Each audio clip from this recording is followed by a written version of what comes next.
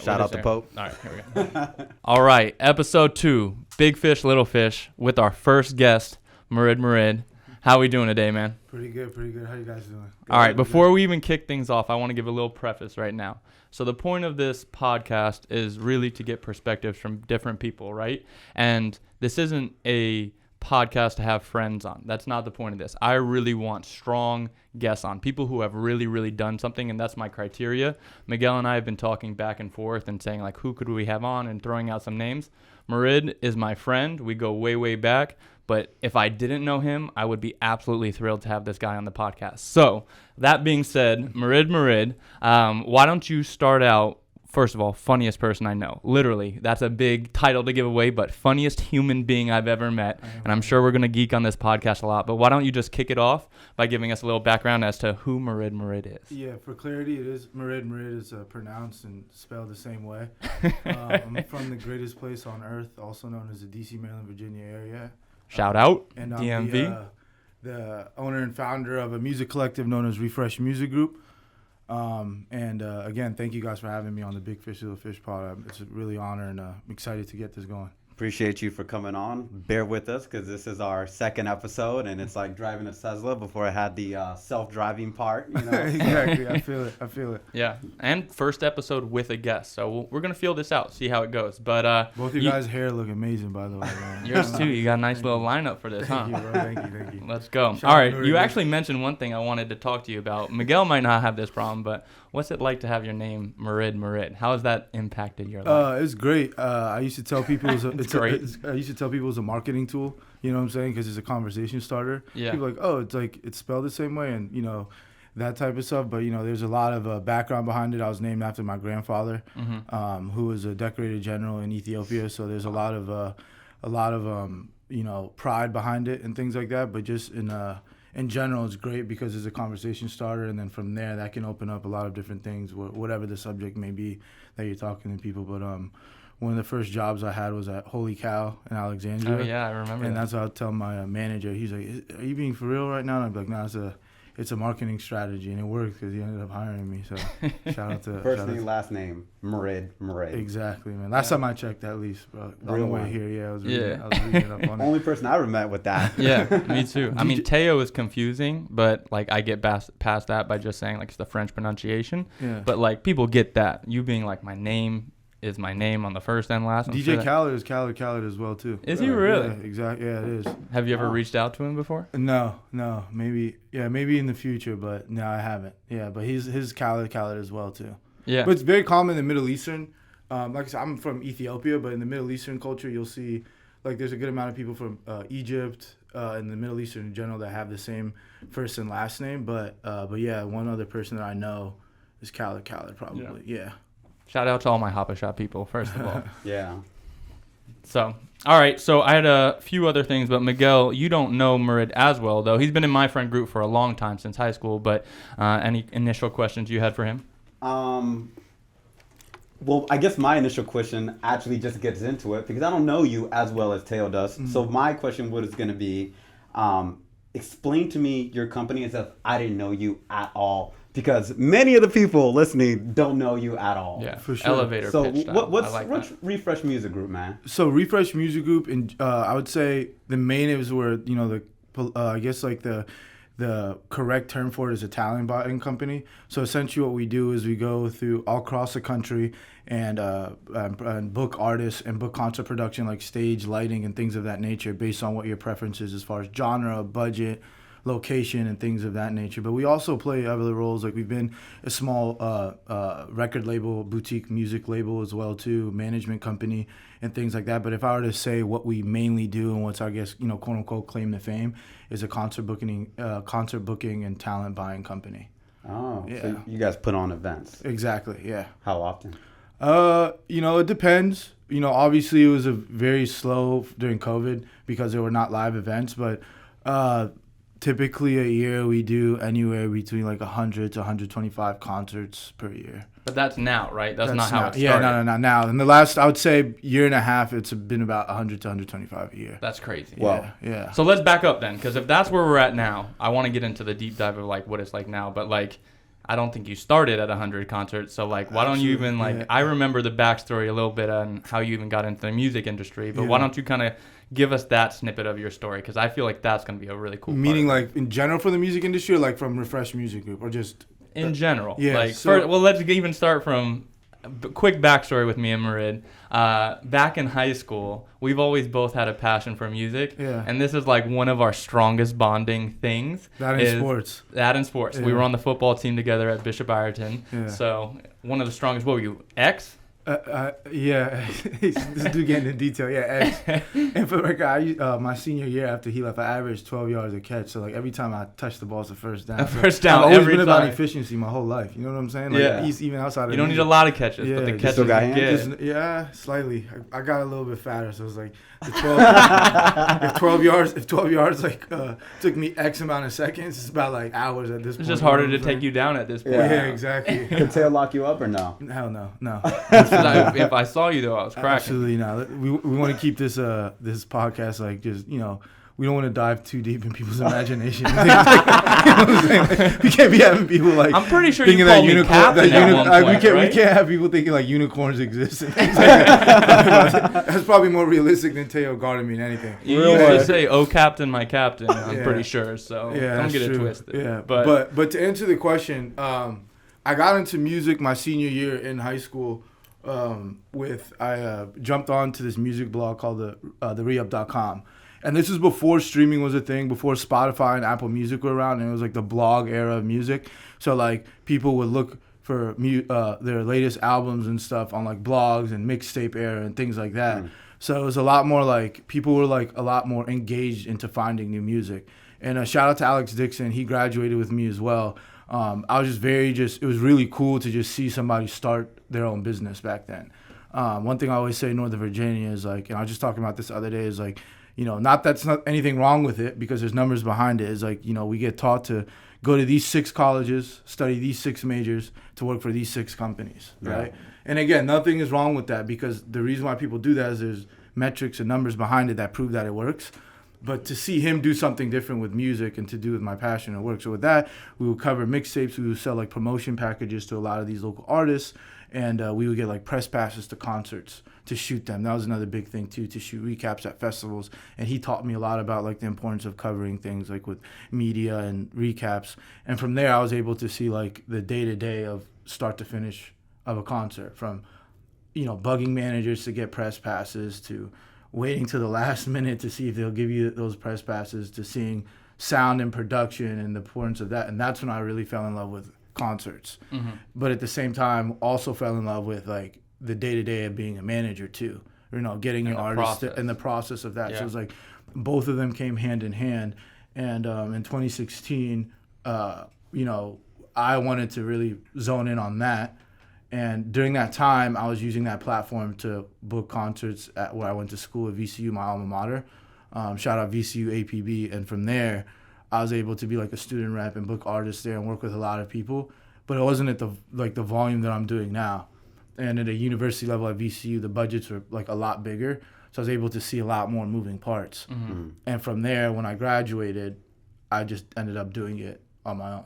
So VCU played a big part of the early. Oh, massive! Like if I wasn't at VCU, I wouldn't have. So there was no Refresh Music Group yet, but you were kind of already getting some experience in the industry. At that point. Actually, believe it or not, I got my EIN and made Refresh Music Group and LLC the day after the Travis Scott show on my senior year. I remember that. Damn. Yeah, my lawyer came over the day after that. What a wild person to have a concert for as Travis Scott, who now is, what is the term? He's like a unicorn. Like he's just he's just selling one of the biggest amounts of units out there and hardest people to book, right? I was to say, you probably spend less money buying 6 houses on a cul-de-sac than booking Travis Scott. I'm being dead Did you get to actually interact with him? I actually never found this out. Briefly, most of the time it's like, you talk to the managers and you're backstage and briefly and to be honest with you, the more that I got into this, you want it to be that way. Yeah. Like you want it to have like that source of professionalism when you're talking to the manager, because it just sets like a sense of consistency to where like people know like A, B, and C. But a lot of the times I've booked some of my like personal favorites, like as far as musicians, so I can't help but to, I'm a fan before I'm anything else. Yeah. So like you love this I love industry. this, this artist, so it's like I can't help to be like, yo, I really like that song. Yeah. Like, what did you mean by that? You know what I'm What saying? is that line? Yeah, like when I met Rich Homie Quan, who's like I really really like him. I was like talking to him at and Walker's at that show too in University of Arkansas, and I met him and I was like just had so many questions. Like I was like, what do you mean by that? And I was like, hey Quan, like and I was referring to him as Quan instead of the Rich Homie. I was like, oh, by the way, like, do you mind if I call you Quan? Is it okay if I call you Quan? And he was like, I mean, yeah, bro, that's my name. What is your name? So going from there, with VCU, to answer your question, that really set it, a big tone of it, and made me understand the importance of the college market when it comes to music and touring in general. I'm sure everybody who's been to college or visited a college has specific memories of a specific song that they liked during their college years. 100%. And even on the business side, a lot, I mean, like some of these agencies that we'll talk about later have college departments, like solely college departments just for booking college shows. I think music is one of those interesting things where you kind of get teleported back to like wherever you were at in your life when you hear that song. It kind of brings you back. And like college is one of those chunks where you're just having some of the most fun you have in your life, and those songs just really, really impact you. Absolutely. So I could see why, since that's kind of where you've navigated yourself, it's such a powerful market. Yeah, and like I said, it's a revolving door, man. Like knock on wood, unless something like COVID happens, people are going to continue to go to college. People are going to continue to, universities really put a lot of money into the social aspect of college. That's how they retain students, whether it's sports, whether it's like their concerts that they put on, their events. VCU's big thing is their homecoming, like I was just telling you about. JMU has that thing in the spring. Yeah. I forget. We should have had you. I think we had, who did we have? Y'all had Ray Shrummer your senior year. We had Ray Shrummer, yeah. Because the week after, we did him. Or a week before we did him. He was the best one we had. I think, who was the one who did that song about... We had one weak person my junior year. We did have Big Sean too, and that was tough. We had like Big Asher Sean. Roth or something like that. Something like, no, it wasn't that. It was one of the other white artists who, Macklemore. We had Macklemore. That guy's great. That guy's great. I like him. He was okay. He has a positive message. We all walked away feeling like good people, but I would have much rather, at that run. time, a little Wiz Khalifa. I'm sure you really liked the Macklemore. You look like a Macklemore. No, but like, I think music plays a big role, and live music is not the easiest way, because sometimes it does cost a fortune. It's the easiest way to just have people come together and have people talk about. Like at VCU, they use their homecoming as the orientation speeches where they have people coming. They use that, and I'm sure other schools that have bigger events like that use those social events to have kids come in.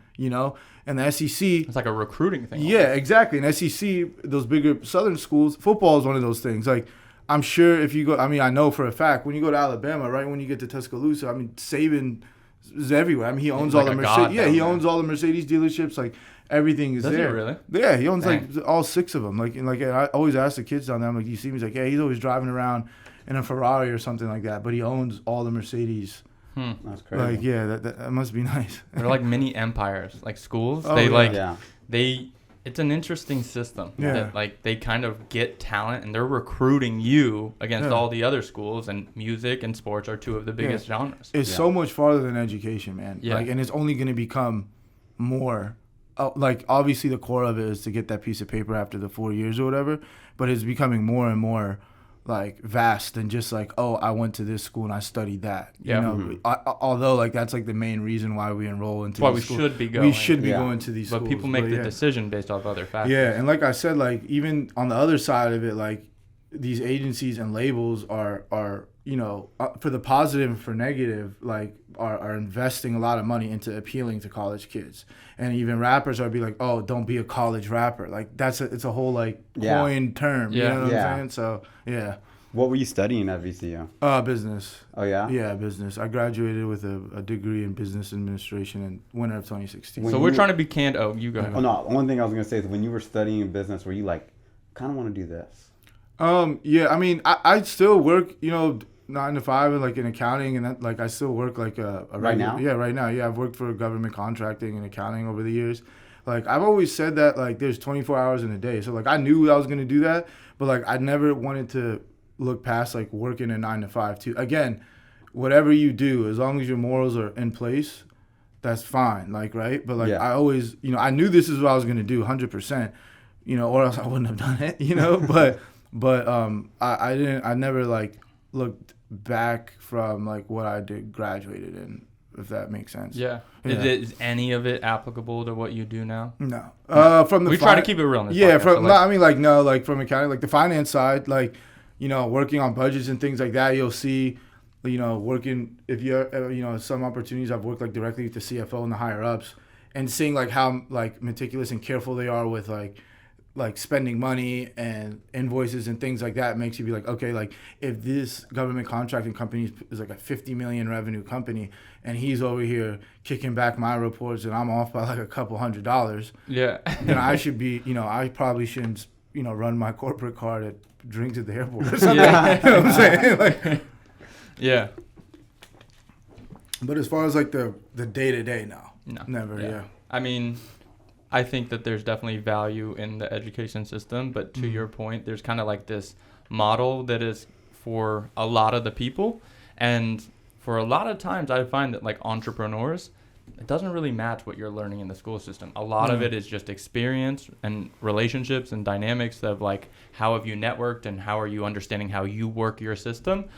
So that's why I was asking you, because we both work in real estate, and I can say that my finance background's great. It taught me numbers. It taught me all that stuff. But like, if I were to say that that is what is contributing to my success in real estate, very, very little, if any. And I would imagine putting on a concert with artists and all of that stuff, like, you're not really learning that in a textbook. That has to be real life experience, right? I've never taken one music class in college ever. No music theory, no music business. I don't even think they don't have it at VCU. Yeah. Like music business or anything like that. And even more so, I can't speak for everybody, but like, I doubt people in my line of work, like if you work in real estate or accounting and you have like a 9 to 5, like if you're like, oh, and you went to the same school together, like, oh, I had, you know, a tax accounting class with you. Oh, I took econ with you. I don't think in music they'll be like, oh, I took music theory with you. Or something. Like, a lot of the people, you know, there's people that I know like on the technical side, like sound engineers that have taken like actual technical music classes like engineering and things like that. I think that's where music education probably will benefit you more.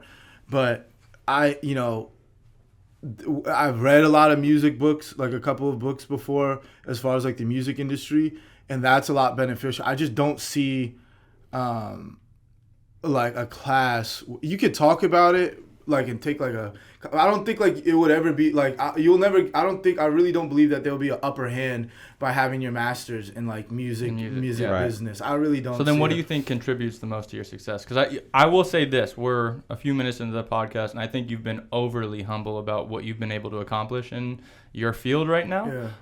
So Thank you. how did you get to the point right now? Like, what has been contributing to your success? What's the number one thing that you're I wouldn't be here if it wasn't for the number one thing blank. is just like a lot of the stuff like you've been told as a kid, but the number one thing is just like, bro, like just an immense overly abundance of like really, really believing in the vision to the point where like that outweighs any single point of haters or anything like that. And I actually was watching, believe it or not, a podcast that made me think about that, and I'll go into it because there's a connection to this. But one of Kanye West's creators that's like that's in his like creative group. It's not Mike Dean, I forget his name, but he's been with him for a while.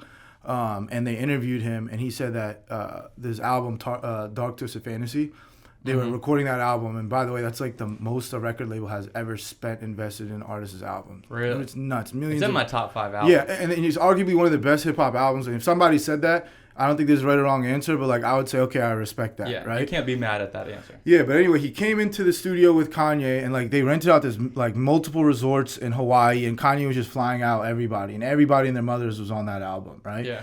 And the guy came in, and he had all of the lights made out. And the way that he described it was like he was using like synthesizers for the horn. It was like dun, dun, dun, dun, dun, dun, dun. And it's like super abrasive, very like it was just like forced. And the guy said it was, I didn't even know this is what he says, unlistenable at the time. And to make matters worse, Kanye was the only person on the vocals. So the part of where Rihanna, it was Kanye. Yeah. And I know Kanye's a great artist, but imagine like that's a very supposed to be for an angelic female artist. I really don't think anybody could have done that part except for maybe like Beyonce. Yeah. So, and he told him, he's like, Kanye, I don't think this is good. The horns, and there was actually a link for it. And when I saw it, I listened to it for the Kanye version. For the Kanye version, I listened to it a while ago, and I tried to listen to it again when I saw the podcast, and I couldn't find it. Right, but anyway, so fast forward 5 weeks later, he was saying they went to like the final listening party, and Kanye West layered the vocals with Rihanna. It's like pretty much the version of what we have today. Really, and it was crazy because only Kanye had the clear vision that this is where I was gonna get it to. Yeah. Right. Like he was just like, I know what I'm gonna get at with that. And then he had Fergie on there. He had Rihanna. He switched out the abrasive horns with like an actual orchestra to what we know it from today. And the cooler part that I and this is an assumption on my end, that guy continued to work with Kanye. He was on next albums. So in my head, I'm looking at it as like this guy gave Kanye some constructive criticism, but Kanye just was so clear on his vision of what he wanted to do. He never took it personal. Yeah. Mm-hmm. Right? He took it as a positive thing. And I think that's what the most important thing was, is like, I've never taken anything personal or criticism that you had, because like anything that I had in my mind that I wanted to do outweighed any type of like bad vibe, bad, you like, saw the vision. I just saw the vision. Were saying or what was happening or any of that. You knew where you were I knew where I was going to go. And, Yeah. Again, like if you watch like the Last Dance thing, a lot of the things that people liked about it is like how crazy Michael Jordan was about how he would like create narratives in his head about people hating on him. Again, if it works for you and your morals are intact, that's fine. But in my opinion, like what I thought, like I was just very clear on what I wanted to do.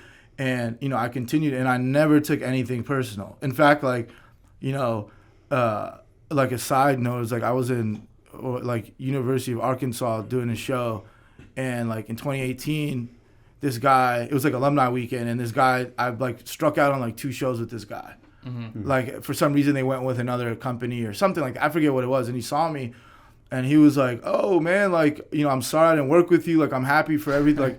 Like, are you, like he was just talking to me. He's like, did you know that you were going to get to here?" And I was like, my guy, like, if there's anything that I do know, is me that I was gonna get there. I know that more than anything about music. I knew there. You just That's what I'm didn't saying. see it, And bro. and my boy Marcus R said the same thing too. He's like, "Did you think he was gonna do what you did?" I was like, "Bro, like, I'm not that smart when it comes to music, but if there's one thing I did know, it's like I was gonna be here." You know what I'm saying? Well, on this I'll podcast. probably drop a quote every podcast, and I'm gonna butcher this one, but it's like the quote was basically saying, when you're doing it, you're crazy, but once you've done it, you're a genius. Like, everyone's going to look at you like you're crazy. They're going to hate on you. They're going to say you couldn't do something. But then once you've done it, they got, like, hindsight bias. And they can be like, oh, yeah, they probably distort in their mind. Like, yeah, I knew Murid was going to do this, or I knew Kanye was going to do this, or whatever. But it's like, nah, people are haters out here. And, like, they really won't support you until they see the product because they don't have that vision. Yeah. So sometimes you have to be like that. And one thing with music that you got to understand is like, this is kind of like a joke of a company, of a field that you're getting into. Like, how many rappers do we know that just quit? Because it's an easy way out. There's really no initial overhead that ideally that like, or like, I take that back. There's a lot of overhead, but like, there's no like set way of going about it. And like, so many people have done it that like music and entertainment is like a very saturated market.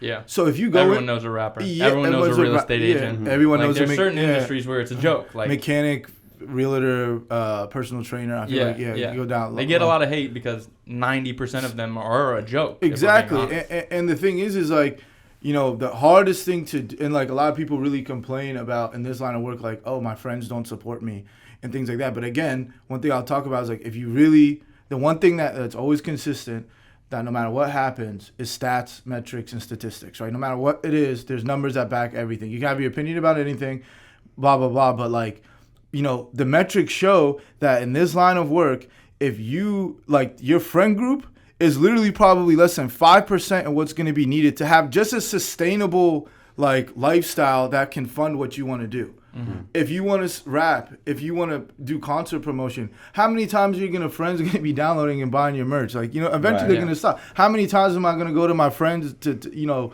and say, hey, can you hash out X amount of money for me to book a show? Yeah. Probably none. Right. Yeah. So the more time that you're hanging up with your friends to even merch, right? Like merch, like if you buy merch, like how many times are your friends gonna buy that shirt and stuff? Eventually you have to go to the stranger and you want to get those emails that say like, to whom may concern, I'm interested in booking with blah, blah, blah. That. You know what I'm saying? That's what you should be going for, because after that, like people are gonna stop, and you can't expect people to know you. And in fact, you don't want people to know you. Like, you have a concert, you're a local artist.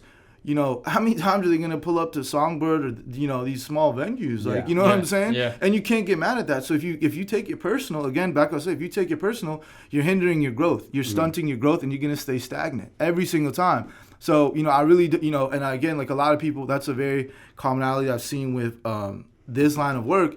Is that people are like, oh, my friends don't support me. Like, boo-hoo, man. You know what I'm saying? Yeah. Like, choose another line of work. That's what I'm saying. Like, but the ironic thing is, that is smart with real estate, right? Mm-hmm. Real estate, you do have to rely on a lot of people that you know.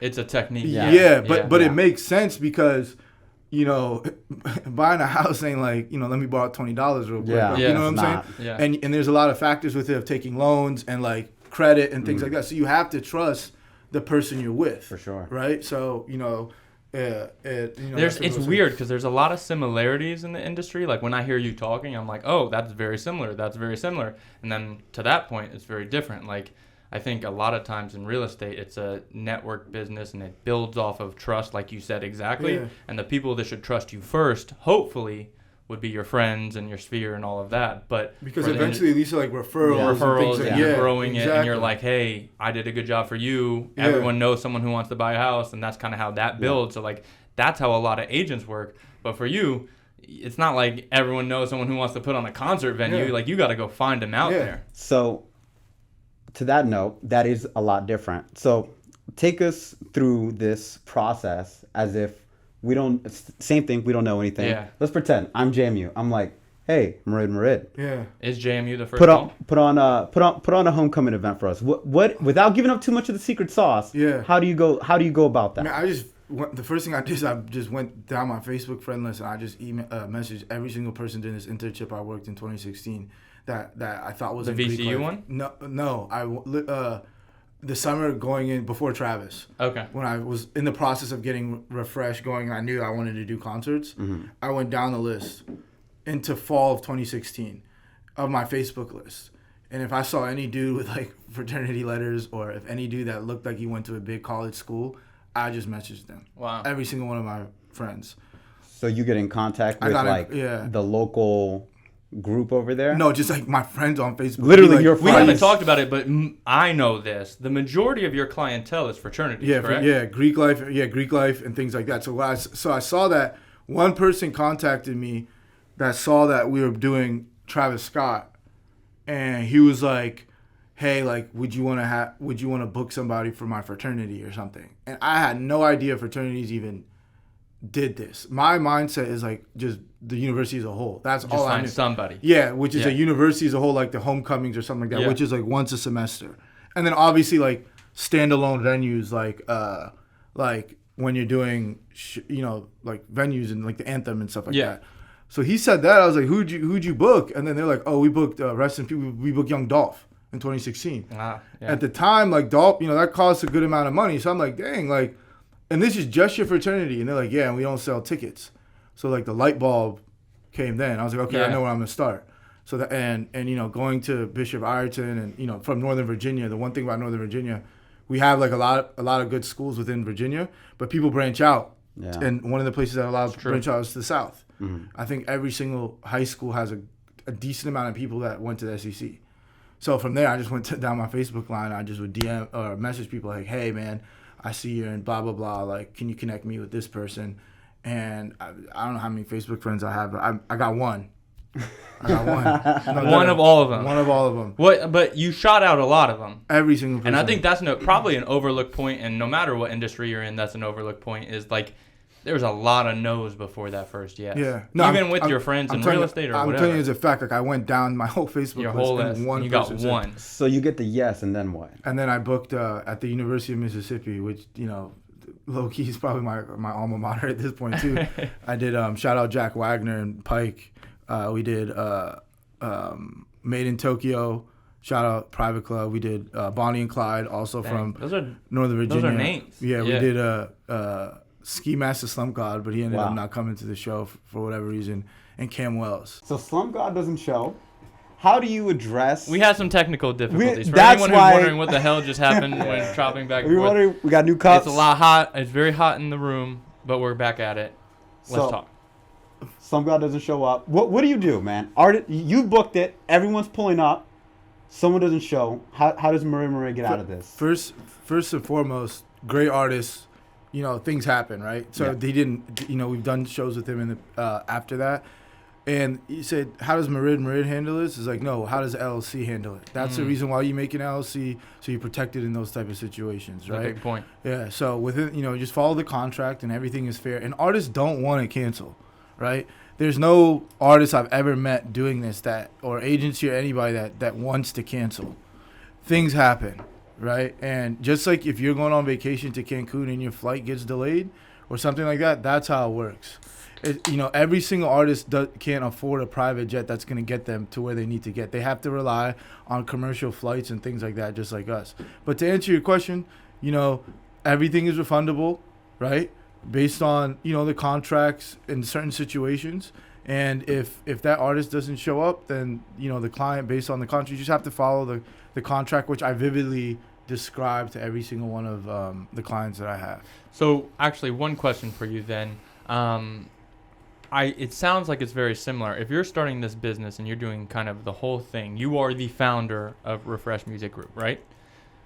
A lot of people, what they don't know about real estate is one of the biggest challenges, you do it all. Like you think, oh, I'm here to sell houses. And next thing you know, you're doing marketing, you're creating designs for postcards to send out, you're putting on events, you're kind of hosting events, you're, doing your accounting and books on everything. Do you find that in your industry, at least when you were starting, were you doing it all? And like this is you mentioned contracts. Like how did you learn the contract process? And do you have to do every element at first? Yes, yeah, absolutely. You have to, just like that's the same thing with any entrepreneur that starts a business. You have to do everything.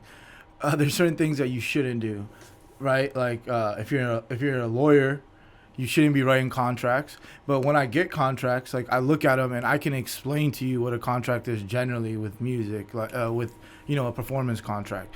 Under no circumstances does that mean like I'm a music and entertainment attorney. Yeah. But you have to do that. And to answer the other question, like marketing and things like that, I think that's the best part, because when you do that and you're building up your company, you know what you're good at and what you have to outsource to when you're doing that all yourself. Do you see what I'm saying? Yeah. So if you're doing all that type of stuff, you can't just delegate people and, because eventually people are going to want to get paid. Yeah. And even if they don't want to get paid, like if you have people do free work for you, that's just leverage for them to pay, ask them for money or, I got an percentage. IOU now. IOU. So sometimes, it's better for you to just pay somebody full price because you don't owe them. Right. So, but I think that's the funnest part. Right. Like, a lot of people, when I was doing like the label side of it, when I was like managing artists, like, and I'll try to dip into songwriting or like saying, hey, like do this or do that. Like a lot of people would be like, stay out of that. Like just AKA just cut the checks and like, or just get us shows. But like, no, like I'm in a sense, like I think I'm an artist as well too, thinking, how to do that as well too, as far as like marketing and finding like different creative ways to push any type of product that we're trying to have. But to answer your question, you have to do it all yourself. You do it all at first. Is that the long-term plan? Yeah, now as we're growing, I'm able to, delegate stuff to like, my family and things like that. And, I'm extremely proud about that. And that way I can not only delegate some work to their strengths, but I can teach them too. And they can see what part of the business that they like or they don't want to like. You know what I'm saying? I think, and that's probably one of the most proudest things I am of myself, is I'm be put in the position where I could be like, this is what I'm doing. Oh, you like that? Cool. You could do this. Oh, you don't like that? Don't do this. Things like that. So it's all just about sacrifice, right? And that's what it is. When you're doing all that stuff, all it is just sacrifice, bro. And that's what separates people from, in any line of work, what separates people from being, good at what you do as opposed to being the best at what you do is like how you take that sacrifice, and are you willing to do all those things that Teo asked? You know what I'm saying? Yeah.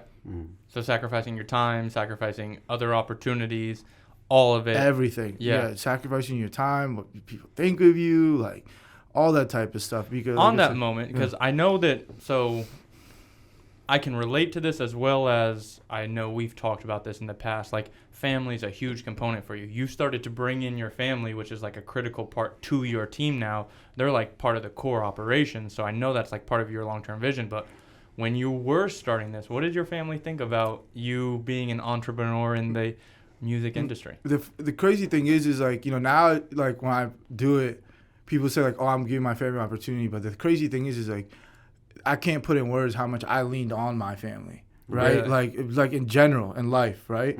Like, my, you know, I didn't have to, I didn't expect my family to support me, and I don't think anybody in this line of work should support for your family to do it, right? So after a certain point, you know, the way that I guess my parents, like anybody in my family, like, okay, like if you want to do it, but like don't expect us to be, you know, supporting it as heavy. Yeah, which again, which is okay. Back to what I was saying before, is like you should not expect people to be in your corner. That should not be part of your business plan. Yeah. Right? You will lose out on growth if you do that. Yeah. Yeah, so as far as like family goes, like what, you know, they understand, but the support has never been in my business plan. But like the way that I move, every single like good thing that I have done is because of them. Like anything, every single, you know, negotiation, every single like good characteristics that I have that have helped me like develop, you know, taking me from point A to point B is all of them. Yeah. You know, the interactions. You know, fun fact, and I really hadn't thought about this before, but we have an interesting dynamic at this podcast right now that we have 3 different people, 3 different races. Yeah. But the one commonality we all have is we're children of immigrants. Yeah. Yeah. And I do think, at least for me, I can only speak from my experience. I ask you both this, but like for me, I think it's, and I'm white, so a lot of people don't think about like, yeah, just fun fact, you know.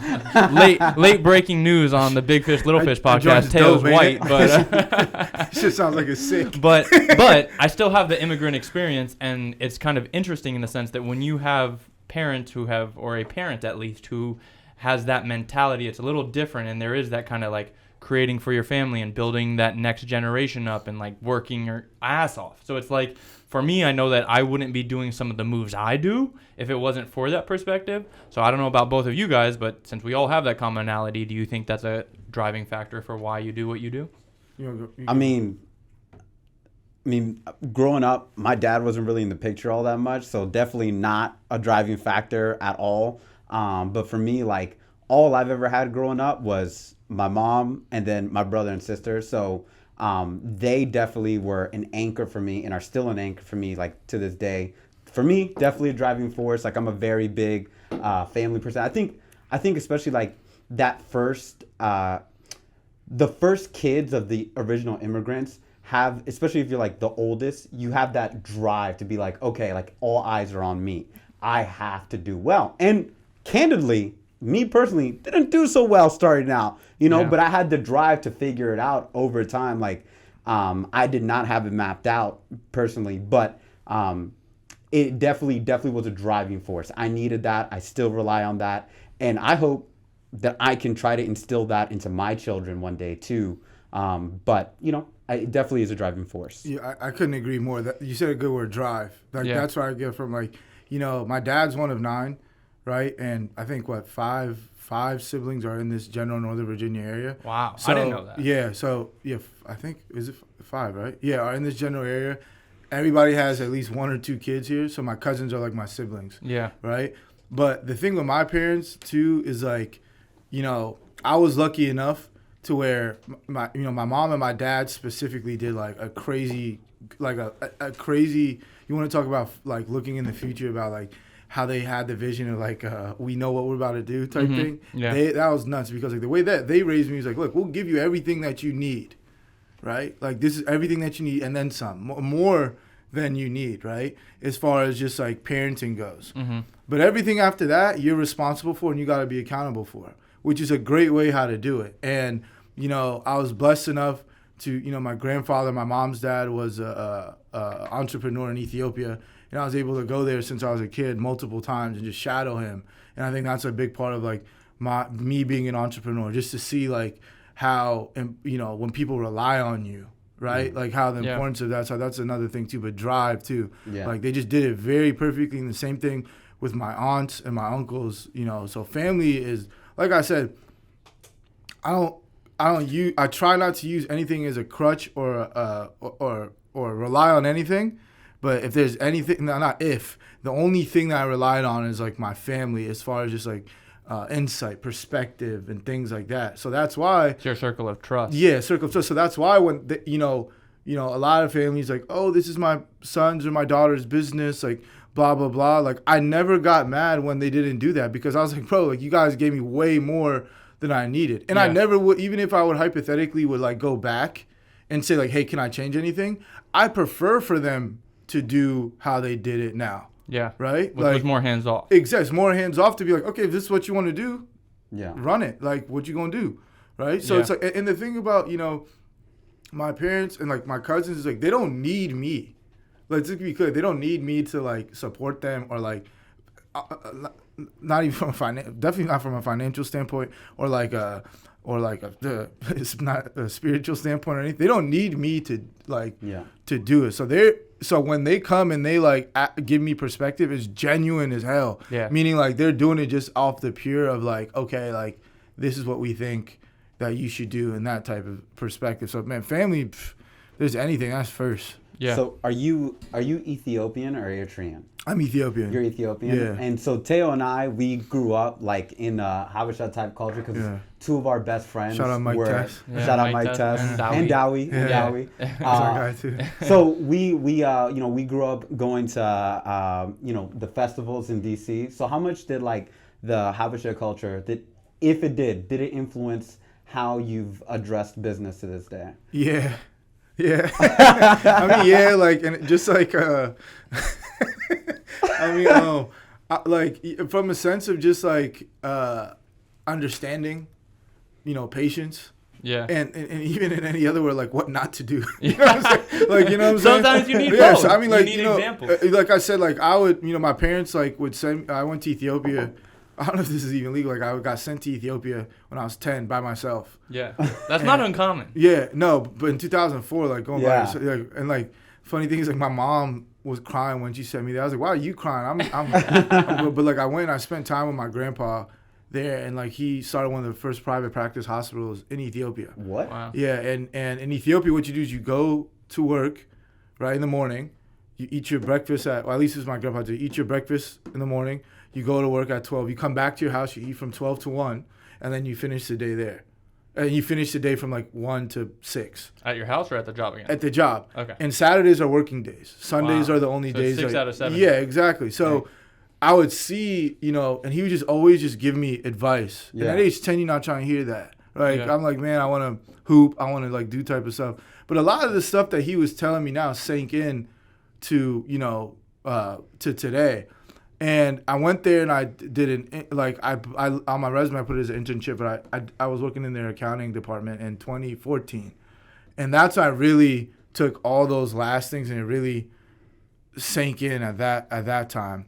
And he passed away in 2016, but like one of the things that I saw from him is like how he almost embraced people relying on him, which is a lot of things that entrepreneurs like. They want, like, entrepreneurs just want to put it in their Instagram bio, but they don't want to take the liability and they don't want to embrace that. Especially in this generation. I feel like entrepreneur is a buzzword in this generation, and it's like you'll see all the memes and all of the videos and this and that and that. It's like, oh, I'm starting my business and you do this and do that. But to really do it, to really start a business, like, I don't know if people really realize, one, how much of a leap of faith you have to take in the first place. Like a real entrepreneur is starting something from nothing usually. Yeah. And second of all, there's no certainty that it's going to succeed. Like you might have, like we talked about, the vision and you say, I know where I'm going, but to the rest of the world, that's not the likely outcome. So I don't know. I just agree with you. It's just like entrepreneurism is I think it's a lot of glitz and glam in today's society, but the real entrepreneurs,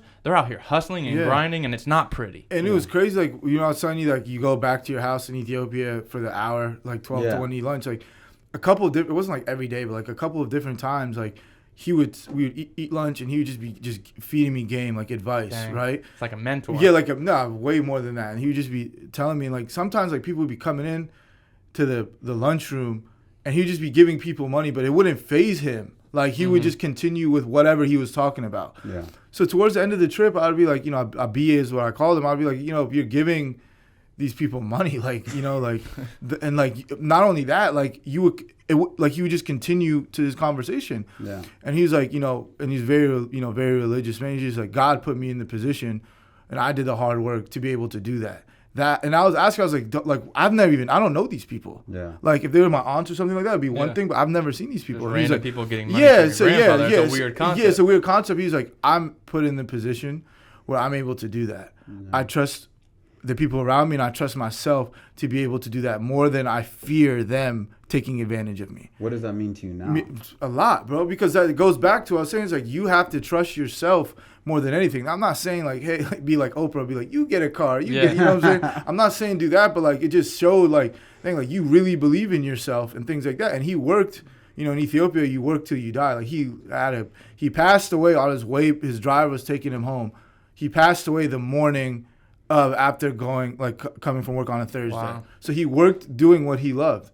Yeah. And, you know, like, and that was crazy too. And like, he started just a whole concept in Ethiopia of like, you know, like having a private practice hospital, and like almost kind of introducing the idea of like health insurance.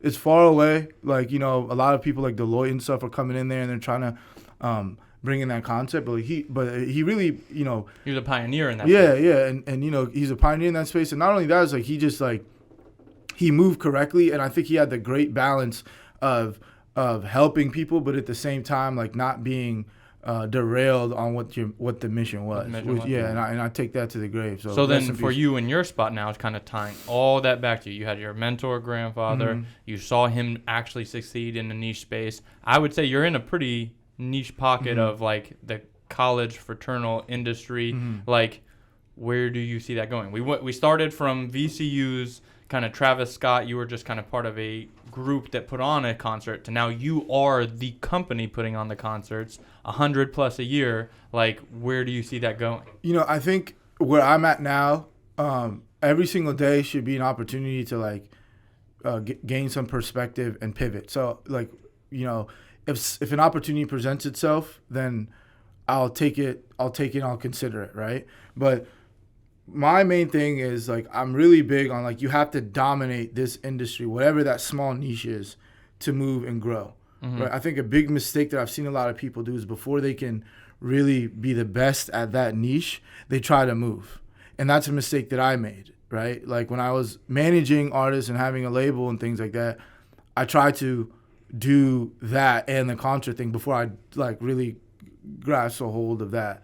Of like one or the other, for that matter. Yeah, you're almost like splitting your time, energy, effort between the two. So, you know, again, this isn't something I truly believe. Like, this is metrics and stats behind it. We are the best at what we do, as far as there's metrics and statistics behind what we do. You're saying RMG is the best in the college. Is the best in the college industry at putting on absolutely, your and that's a pretty crazy title. No. If I were to bring somebody over underneath a rock for the last 5 years and just show them just pure numbers, we are the best at what we do. That's incredible. Yeah, so with that being said, that comes with a lot of responsibility. That's not just something that you can say and you can put it in your bio.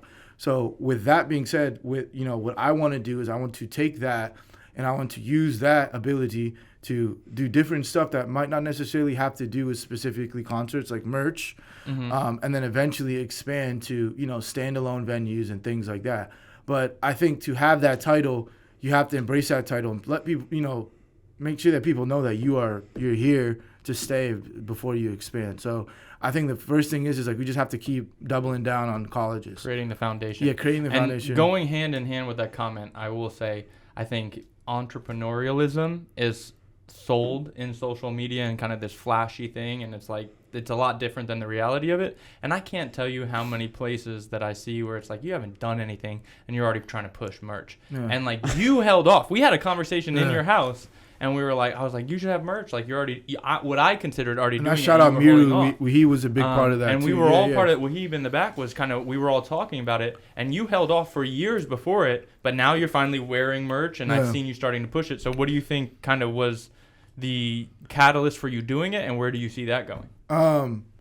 Like I said, like I really like it's all about just like creating, like really embracing the responsibility of being like one of the top producers of where you're at. Yeah. And then with that, I have my theory of merch is different, might be different from other people, but in order to do that, I just think it's just like in order to do what you were saying, like what's next move and where to expand to and things like that, you have to have something where you can physically just say, this is refresh stuff, or like people would be like, oh, that's RMG, they do that. But at the same time, I don't want to be looked at it as like just a music group. That's why I came up with the alias, like the firm and like the move different. Like I want to be looked at it as like everybody can relate to, even if you've never been to a concert in your life. So it just so happens that the way that we got into this thing was doing concerts. Mm-hmm. So the main thing was just getting perspective and giving people an avenue like Miru and Mishi and Walker to push me to do other stuff. Mm-hmm. But that takes time. I really do believe that merch in the music industry is a secondary or a third source of income, right? You got to write it off. Like you got to give a lot of things for free, and you know what I'm saying? Or you're oversaturating the market and stuff like that. So you have to have like your foundation built before you do that type of stuff.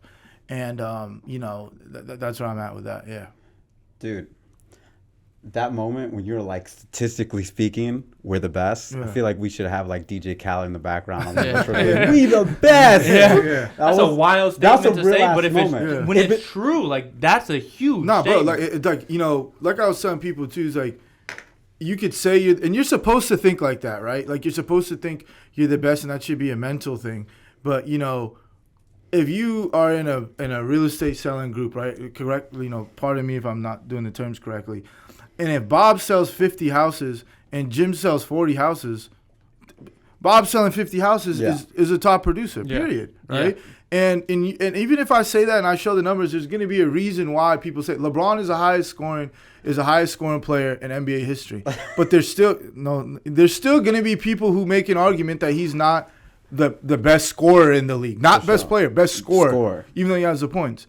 So, as far as like the reach of the artists that we have, the volume of shows, and the genres that we do, we are the best. Yeah. But that's not a statement or a bit that you can do. That, again, that comes with responsibility. Because, like, look, if you do something that you love, that's a beautiful and almost like euphoric feeling, if that makes sense. Yeah. But when you are the best at what you do, that comes with responsibility. So I'm not saying it like you are responsible for the people who support you, but you're also responsible for making sure that people that want to be able to say that, understand that the sacrifice that you're taking, they cannot take that lightly. Yeah. You have like it's your responsibility to do those numbers to make people rethink that, man, maybe this isn't for me.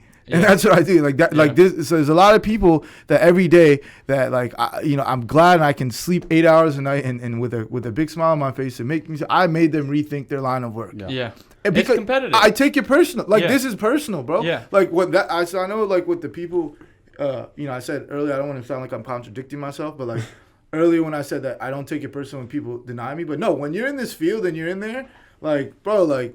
I'm not here to, be like, oh, I love music. No, like I'm here to win. Yeah. Like, so when people say the best thing, there's responsibility with that. That's not like something that you could put in your IG bio or list yourself as an entrepreneur. Like so that's the thing with it too. So and I look into these numbers. Like every year I go to like how much do we do? Like I wouldn't be able to say that last semester.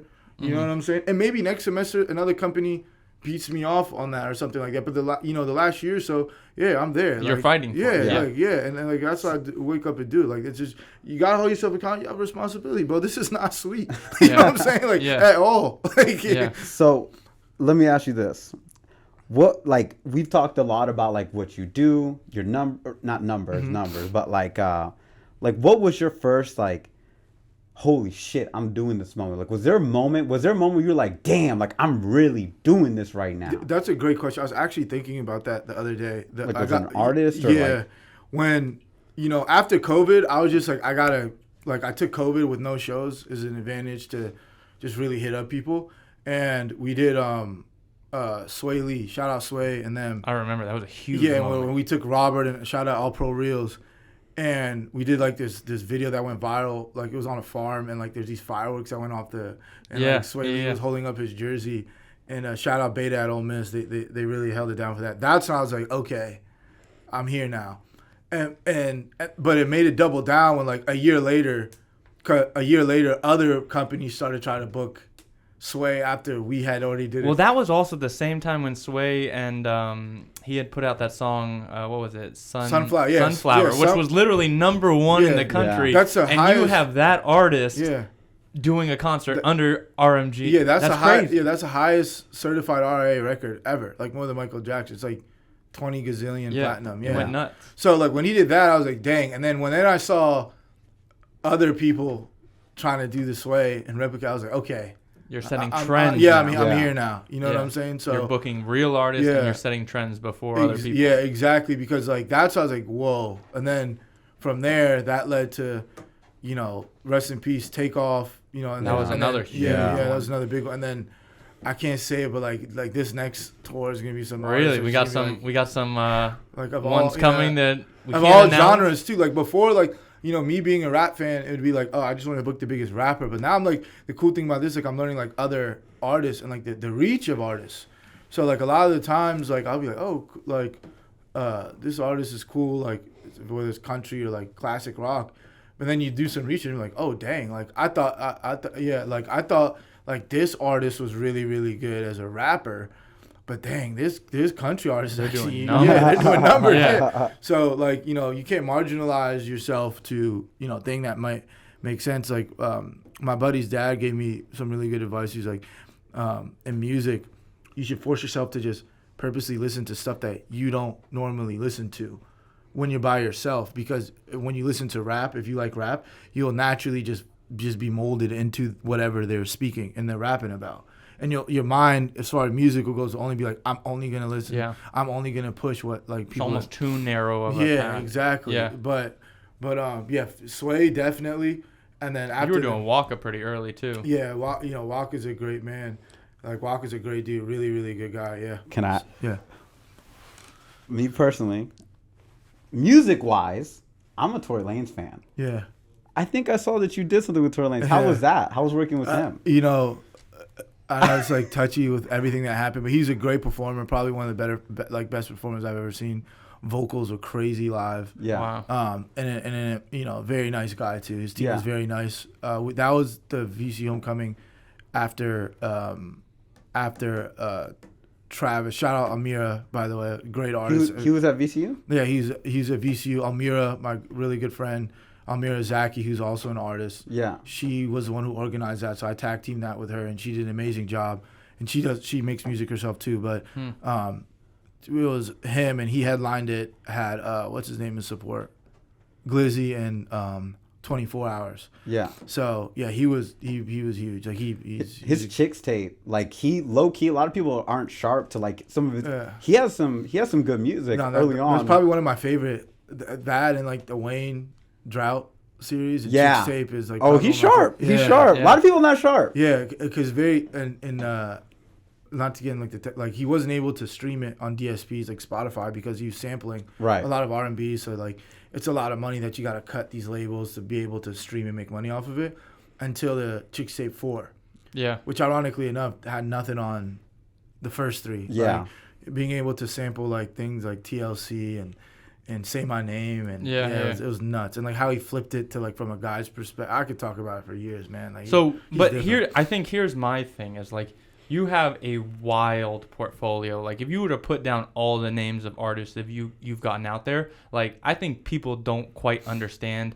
You have some of the top talent in the industry at that time getting pulled in, and that doesn't happen for everyone. There's a reason why you're able to say that you're putting out the #1 numbers in the industry, and it's because you're pulling those artists. And I know, at least tying it back to me, like real estate, a good portion of what makes someone successful is negotiating. So like for you, it's if everyone's trying to get these artists, how are you doing it? Like, what are your negotiating tactics? Like, are you doing something?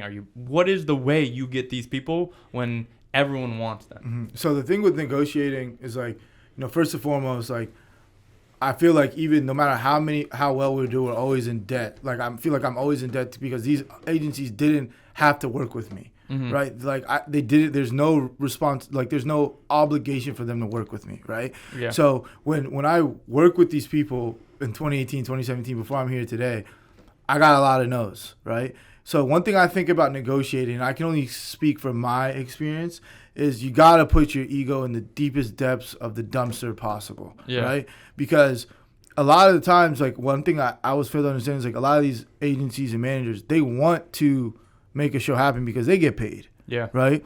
So a lot of the times, you know, in certain situations, it's black and white. If an artist is getting $100,000 and you offer them $10,000, you're being disrespectful. Yeah. You know what I'm saying? Like it's like, so, you got to meet their numbers. You got to meet their numbers, unless it's some crazy exception. But what I'm saying is, like, if an artist says, if you're negotiating with somebody and that agent or that manager says no, like there's some bravado, like let me backtrack. There's a bravado and like pride of people getting something that's cheaper than it is, right? If you like, oh, I talked him down this much money, he's like, that's like a brush my shoulders off type thing, right? And that's not music, that's anything. Yeah. So on the opposite perspective of that, if that doesn't happen and you're not able to get that number, that's also a gut punch to your ego. Yeah. Now when that gut punch to your ego happens and you can't lay something down, you got two options really in the grand scheme of things. Number one, you could be like, man, forget him or her, right? And then by then, you're letting your ego hinder, like why I said that. Or you can figure out why they said that. And most of the time, they'll tell you, like, this doesn't work because A, B, and C.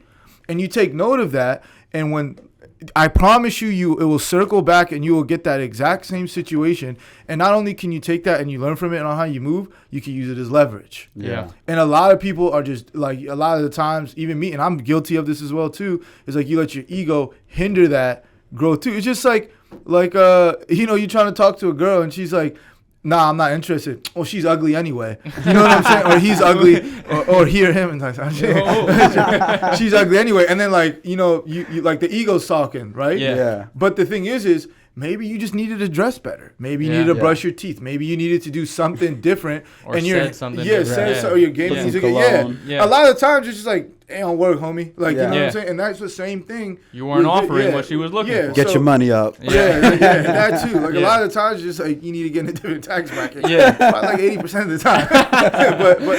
but the thing with negotiating is like, bro, you gotta like, don't let somebody saying no, like, gut punch your ego because like, I've seen it a billion times. It might not be that specific artist, but that same situation, you will be in that situation. And the other thing too is like, just be respectful, bro. Like, because at the end of the day, like they want you to make something happen. Like people, if you're working in this line of work, they want to make something happen. But again, like there are just people that are just that just don't want you to win. You know what I'm saying? So it's like, you know what I mean? So that's just So I took a few notes as you were talking, and I will say, of all the big ticket categories, it sounds like it applies to your industry. Every single one applies to negotiating. People usually want to make a deal happen. Like if you're reaching out to someone to buy or sell a house, there's someone selling a house. They want to sell your house. You want to buy it. You got to respect them. Like, there is a level of respect you have to have, and you might not have the exact same interest, but you got to respect them. There's egos at play. I can attest to this too. There's always egos at play, and sometimes you got to play to it. Sometimes you don't. You got to take a lot of no's. I think I keep on this theme today. I don't know why, but it's like, everything's glitzy and glammy on Instagram and on social media, but like you gotta go through a lot of no's and gotta get through a lot of no's before you get to the yes. You gotta get to their why. Like if there's one thing I have learned over my time negotiating, if you can understand their why or what they're looking for, that's how you make the deal happen. Like there's people out there who are doing something, but there could be 10 different reasons why they're doing that. Once you understand that reason, you now found their pain point or their desire or whatever it is, and that's how you structure a deal. And then lastly, leverage. Like sometimes you do have to understand it, and that kind of goes with the last one where it's like, hey, you know why they're doing it. You know what you got to say or do to get them to give you what you want, and it's usually based off the why. So I think that like that's crazy. With you talking in 3 minutes, you probably gave away 7 principles of negotiating, and like that's game right there. Yeah, that applies to real. Anything, not just booking a music concert. That's how you negotiate. Yeah, a lot of things apply to anything, bro. Like that's how I look at it. Is like life lessons apply to whatever you do. You know what I mean? Yeah. So I have I'll call it a double tangent question. So I guess my first part of that question is, let's say money's not an issue. Let's say you're balling out of control. Mm-hmm. What's an artist you'd love to book? I had that question too. Oh, my bad, bro. No, that's good. I'm glad you asked me. Right. Who's your artist, good man? times, good minds think alike, something like that. Future. Future. I I had that as well. No, hey, shout out Future. You're welcome on the pod, bro. First invite of this episode. We had like 8 last time. Yeah. First invite, Future. Future for sure. That's like I think he's the greatest artist of our generation. Like I think, I was talking the other day. Like I think he's bigger than Michael Jackson in my eyes, bro. Whoa. Like I definitely do. And I'll go one further. I have thought about walking my wife down the aisle to turn on the lights. Yeah. So I mean, like that song especially with you, Yeah. Murid, and me, like that song is a bonding moment for us. And like I think Future is a revolutionary. Like he really has done some. I've crazy never seen stuff. an artist that talks about like, a big theme of rap and hip hop is what the struggle. You know what I mean? Like coming from like not so good situations, and a lot of the times there's a ceiling for trap hip hop artists before you get accused of going commercial. Yeah. And I don't think anybody's ever done it better from him to go commercial and still talk about it and just entertaining. Crazy. I think he has the best sense of fashion. Like, you know what I'm saying? Like, I just love him. Yeah. But other than that, I really, there's a lot of female artists I would love to book. Like, I would love to book Pink. I would love to book Kalani. I would love to do, obviously like Beyonce, Rihanna. I would love to do Red Hot Chili Peppers. That's an awesome spread. Ice Spice. Like, yeah, I mean, the culture. Yeah. And like also like Afro beats legends like Burna and like Thames and like things like that. So that would be really good. But a lot of the thing about bookings, like you got this very small window before they, like I said, cost like what 80% of Americans can't save for the whole life. You know what I'm saying? So but definitely like no brainer Future. Yeah. Okay. If you book Future, quick side note. Yeah. I need that ticket. I got you, bro. I want the backstage ticket. Yeah. I gotta meet him too. That'll be a moment for us. I've had like conversations in my head like without asking first. But Like, what you actually, the guy who we saw him in January, and Bilal, he's like he was the promoter for it, was able to ask him, what was your favorite song that you ever recorded? And I always said I thought it was going to be Chosen One. And he said it was Chosen One. No way. So even though I wasn't able to ask him that question, he was able to you gotta share think of a that. new question I now. really like that was, as a fan, I was like, damn, like, Yeah. I'm in sync with no, him. no, right I'm now. like, I no, get the meaning vision. like I was very, like, that was like dang, like, Yeah. I just love that moment. Yeah. And he the way he shared it, like he took a picture with him and then he shared a tweet and he screenshotted the tweet. So shout out Bilal or whatever. We're gonna have to have a lot of tags in this one Yeah, for all facts. the shout outs, but That that's was- real because that that also shows you got a big network, man. And the thing that I've never even met the guy before, believe it or not. Really? I just like admiring people that that do really cool stuff. And the fact that he asked was his favorite, and he was like, he laughed, like the way he said it. He's like I asked Future, I was able to ask Future his favorite song that he recorded. ... He laughed and he said Chosen One, and he just left the venue. I was like, damn. Yeah. What a moment. I felt like he was right here. Saying that, you know what I'm saying? Like, it was amazing. So like stuff If like we that. get Future on Big Fish Little Fish podcast, you're I'm getting a Yeah. call too. we're sure. doing round table. You're There in you here. go. You might be Yeah. in the background, but we'll Yeah. get you in there. I'm being front street. What you mean? You'll be back there with the guys. Nah, chill. And then you mentioned, you're open to doing other genres, and I tried to find it, but I wasn't 100% sure. So excuse me if I missed it.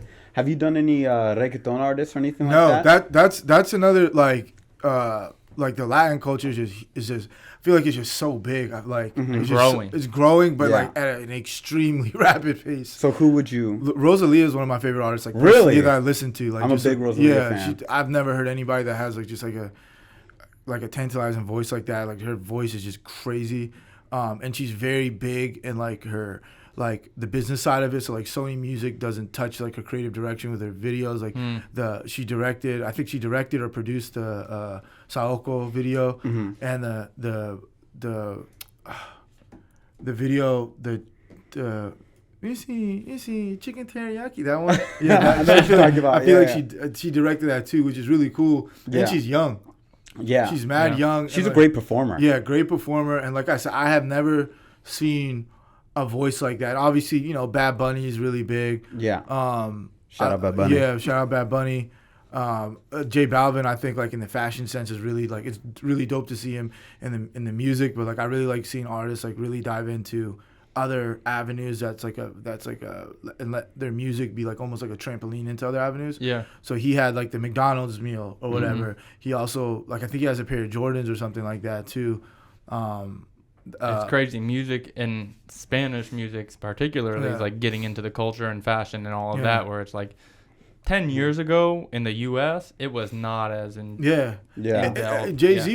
really the only one that like at first, and then Kanye got into like Rockaware, right? And like and Diddy with Sean John, yeah. And like eventually, it started with clothing, and they got into alcohol after that. Yeah, that was kind of the next phase. But not only like making your own brand, but like I think Kanye is probably the biggest part of this. Is like taking these big fashion brands that rappers who have money are blowing their money on and making partnerships. Yeah. And being able to like make deals with them. But that also leads to like these big corporations like stiffing a lot of these rappers and short paying them, which is a whole other different conversation. But I think that was a really cool part about that too. But like Rosalia is different. Like she's one of my favorite artists. I just like listening to. Yeah. Yeah. Real one. Yeah. Real one. I love that he's just like in like he gets it all. He's doing all the industry. Real He's talking about well-rounded. Pink. She's talking about Red Hot Chili Peppers. She just got Rosalia. engaged though, so like I wanna be mad at her, but like I'm also happy for her. But, like, I'm also happy for her. Yeah, I'm not. Congratulations. You didn't invite her to the pod though. I mean, you are listen. Everybody in the reggaeton world is invited to the pod. I love everybody. Reggaeton's invited. Everybody, Bad Bunny, Balvin. It doesn't work out, bro. I think she's engaged to Raul Alejandro, who we saw in Puerto Rico when we went in that's January. What I'm saying. I hope that doesn't work out. Yeah. and I'm publicly saying that. Unless you book them both for a venue and then you're getting paid. Man, put money aside. My love for her, like love is more before money, right? Is it? I guess, bro. I read that somewhere. Yeah, that's how you feel, man. It's like, how do you actually feel about it? I don't hope for the best. All right, for the worst. The absolute worst. All right, we won't tag her on this episode then. We'll tag her. We don't want to kill your chances. He has big beef with Raul Alejandro. I've been commenting on for like years. I'll like all your comments after this episode. She blocked me. Raul Alejandro's going to DM you after this. That's who she's engaged to. Smoke, please. Dang, that's crazy. Well, honestly, we didn't even get into a whole category I wanted to, but I feel like we've covered a lot. We covered a lot. Yeah. We can always do a part 2. We're going to do a part 2. We didn't talk about real estate at all. We didn't talk about some of the like craziest deals you had, but one of the things we always do is we're going to always do is ask the same 5 questions to every guest to wrap it up. So you ready? Yep. I know you watched part 1, so hopefully you didn't prep too much. But questions. I didn't see this part. This one I actually think is the most applicable for probably any guest we're going to have because you're in such an intricate niche. But would you consider yourself a big fish in a little pond or a little fish in a big pond? Little fish in a big pond. Why? Because I'm in music and entertainment, and there's so many ways to expand. Although we talked about college shows and stuff like that, just so much deeper than that. So definitely, without a doubt, little fish in a big pond. Yeah. And that's why I was curious about how you look at it perspective-wise, because I could look at you and say, you're the biggest fish in a little pond, which is the college niche, but you're looking at it as I am a little fish in the big pond, which is the entertainment industry. Yeah, nigga, I can swim too. So do you want to be a big fish? Yeah, but like I said, I can swim. So however long that takes, like guess one's a little fish. Yeah. That's cool. That's what's up. Right now, little fish. Trying to be a big fish though. But I think if you take that mindset, that'll help you grow into other avenues as well too. Because like as much as you want to just grow as that fish, that pond is getting bigger too. Yeah, that's a good point. Yeah. Something I've never thought about. Yeah. The pond always seems stagnant, but there's always more artists, there's always more entertainers. Like you got to grow just to kind of keep your portion of the pond, and if you want to get more portion of the pond, you got to really grow. And I guess some ponds can actually get smaller, right? AI. Yeah. You know. Like the question that's the saying is like the question is like, can you swim? Yeah. You know what I'm saying? Because you got stall time. And you know what if you're a fish that can't swim, I think we got a bigger problem. A huge problem. All right, question number 2. We'll get in the pool after this. The fastest fish. Don't worry about the swimming, man. All right, what is your biggest regret in life or business? One or the other.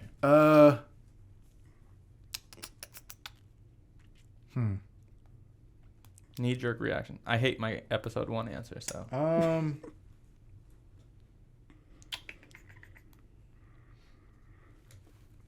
Not taking my time in certain situations and making moves based on my being competitive as opposed to like analyzing the situation. Okay. So that I feel like in certain situations that like slow down the process of my growth. Yeah. Yeah. So that sounds like it was more tailored to the business side of it? Yeah, business for sure. Oh, and life in general? I don't No, it's one or the other. So you're saying you should have probably slowed the progress, but really analyzed it. Yeah, at the end of the day, like, if anybody says they don't regret anything in business, I think that they're lying because, like, why don't you have $1 billion? Right, yeah, right. You should be, Nah, in life, bro, I'm dread, man. Like, it's me, bro, unapologetically. Like, you know what I'm saying? So, but in business, that was the main thing. Just, like, going too much off instinct of, like, trying to get to the point of being the best and, like, competitiveness, as opposed to taking 2 steps back and analyzing the situation. Yeah. Got it. All right. This next question is, what is your biggest, you're at a certain number of shows, you're number 1 kind of competitively in your industry right now. What's your biggest goal for next year? Merchandise. Yeah, merchandise. Bringing a whole other avenue of Refresh Music Group and doing it differently. We got some sort of, like, got socks, like gear, like coming out, like doing different stuff with T-shirts, and being able to do that, and capturing concerts differently from a media perspective. I want to do something different, incorporate vlogs day to day, and like in that type of. So media and merch are the next make focus some points. RMG flip flops. Maybe. If you do, let me know. So maybe that would be dope. Yeah. That would be dope. I will definitely grab some of those. So I just want to do something different. That's like the main thing about like move different. Like I really take that to to the grave. Yeah, and building on what you've already done. Exactly. All right. So next question is, what is your favorite podcast or TV show? Preferably podcast, but either way. TV show Top Boy. Really? Top Boy? Yeah. I don't even know that. It's on Netflix. I just really relate to Duchesne a lot. Like I think like he's like they've made the character based on that's me. dope. I got something to look into. Yeah, Duchesne is that. I just think it's just extremely well done. Like on so many levels, bro. Like we could have a podcast on How many seasons? It's 2. 2. It takes place. So it's still coming out? Yeah, they have one more. Nice. Drake is the executive producer of it, and he did an exceptional job. It's about like just gangsters in South London. Nice. Yeah, the soundtrack is great. Like, I've heard about it. I've heard it's real. The storyline is crazy. Like, yeah. Podcast, I'll probably say, honestly, bro, like Joe Rogan, man. Like he really does. What my answer was? Yeah, he really does a good job of like you said, like bringing out the most information out of people. Yeah. And like the way he like describes like animals. Like and nature, he creates a passion like for people. Like when he talks about like getting like the one where he's talking about getting attacked by a hippo. Yeah. When I visited Nairobi, Kenya with my family, and like they were like really, it was a hippo park, so they were like stay away. My dad just got a camera. There's a zoom on it, so he's over here like walking up to the hippo. The camcorder. And the guy's like they can run like 20 miles per hour. Holy shit. And like but like he describes like animal encounters to where like you're there. Yeah. Like bears, like I feel like I'm like he loves bears. Yeah. And like you said, like the one with Chappelle was really good. Yeah. He has everybody. That's my favorite part of it. Yeah. No matter who you are, if you've done something, or if you're just interesting, you're gonna be on the podcast. I just really like when people take like everyday encounters and describe it to a point where it makes you think differently of your everyday encounter. Yeah. Like, you know what I'm saying? I think he does different with like really different with that, and Spotify gave him a nice little chicken too. Yeah. So good for him. Shout out Joe You Rogan. earned that. Yeah. You earned that. Hey, we're open to the Spotify if you guys are listening. We're on Spotify now, so. All right, last question. Before I ask this, you had any other ones for Drake? No, these are the last 5. Last we 5. These. Most important question of the entire podcast. Who is the GOAT, Jordan or LeBron? I got LeBron. Just because, like, basketball specifically and how they shape the game is like way outside the lines. And the reason why a lot of people will say Jordan is because of what I'm wearing on my feet right now and his shoe and what he did. So what LeBron has done, maybe it's unfair because like the times are different. But, first of all, I'm a Kobe fan anyway. Okay. But, like, would you say Kobe's the GOAT then? Rest in peace. Like, nah. Like, okay. Just because Respect. it sucks because, like, who knows like what he would have done if he was alive, right? But with Jordan, I just don't think you want to talk about in between the lines. I just don't think the talent that Jordan played against is what LeBron is doing. But if you see what LeBron is doing right now at this age and the numbers that he's doing, like Jordan at LeBron's age, Jordan was on the Wizards, barely getting up from baseline to baseline, shooting all fadeaways. You mean getting swept by Jokic? Yeah, but that's not even that. You took the words out of my mouth. Like, that's crazy. 38 you want to how do you do that? Nah, he's triggered something because I'm a Lakers fan, bro. They were 13th at the All-Star break. They came back. He creates his team, though. What? Exactly. He makes his team. That's why he's a GOAT. That's why he's a GOAT. The GM is a thing. Bro, LeBron has had 3 Hall of Fame careers in one career. Yeah. His first stint with Cleveland, the Cavs. Yeah. That's a Hall of Fame career where he had like 3 MVPs. Numerically, but like how many championships? What did I say? What do you rely on? What do you rely on? Yeah, numbers, metrics. but what's like if you get an artist every year, okay, we're gonna talk about finals. You book Drake, you book Future, you book Beyonce, you book Rihanna, but they all no shows. You missed in the finals. Can you missed in the finals. I don't know if that's exactly applicable. That's very applicable. That was terrible. Can you tell me anybody that Jordan played against has anything remotely to what Embiid and Jokic are doing? I hear what you're saying. You do have a great point there. It's not the he's same. 42. He's like almost 40. He's not the GOAT to me, but I know exactly he's what almost you're saying. 40 years old. First of all, the dude built his school and is sending people out. Okay, we're talking about basketball. No, but I'm saying basketball in the NBA, that you are judged outside the lines. No matter, that's what we didn't make the rules, bro. Like that's how it works, right? So even if you want to put in between the lines, bro, like I was telling you, LeBron has had 3 Hall of Fame careers with with his first stint at Cleveland. He goes to Miami, whatever if you say that's another Hall of Fame career. Goes back to Cleveland. Another Hall of Fame career, and in LA, that's another Hall of Fame career already. I wouldn't say the first one's a Hall of Fame career. He didn't win any championships. It doesn't matter. But I'm saying, is Barkley in the Hall of Fame? Is Ewing in the Hall of Fame? Hall of Fame's pretty open, though. No, there are a lot of people who never won championships. There are people that are having debates. Yeah, but the thing is that he'll get in the Hall of Fame if he blew out both of his knees and he couldn't go to Miami.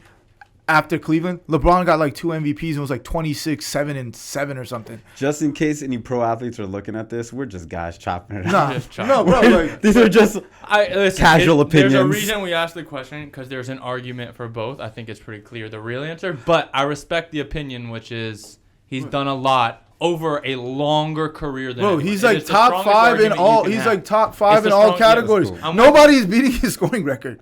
Like nobody. That's what they said about Kareem. No, bro. Like nobody. Like, but like think about it. Like I'm saying, like current players. Yeah. No, Spurs just got Victor Wembanyama. That's a whole other conversation. Yeah. Like, and that's the risk of this being the last question. Yeah, it could be a whole podcast. But honestly, bro, like it was an honor to have you on for the first one. Thanks for having me. I think your story is wild. We literally just scratched the surface, and we probably talked for I don't even know how long. But I don't know. There will be a part 2. I know that for sure. Yeah. Like, day, as you grow. I think the wild part is going to be between part 1 and part 2. What the hell happens between your story? But man, honestly, it's been an honor. Thanks for having me, guys. That was dope, man. Appreciate having me. Thanks. All right. Shout out Murid. Shout out my guys. It's a wrap. Shout out the Pope. Shout out the Pope. Come on the pod.